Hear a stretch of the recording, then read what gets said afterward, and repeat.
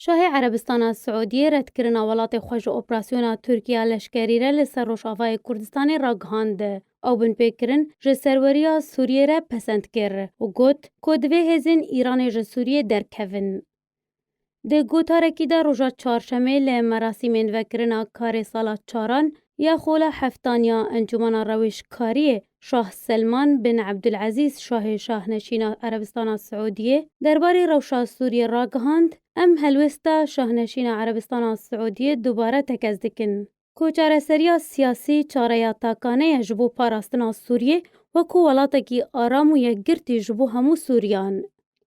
شاه سلمان آماجه کر که او یک پیکنای نکو همی هزین ایرانه ملیسین بسر و بیک جاری جسوریه درکوین. سربار کرجی ام هلوستا سعودیه جاردی دوباره دکن.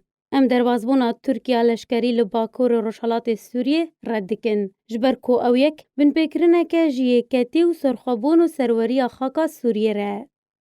داویه ده شاه سلمان بن عبدالعزیز شاه شهنشین عربستان سعودیه گوت که ولاتویه ده پیشکش کرنا آلیکارین مروویره بو ملت سوریه برا دریا ناوندا شاه سلمان یا هاورچونه آلیکارین مروواهی بردوان به.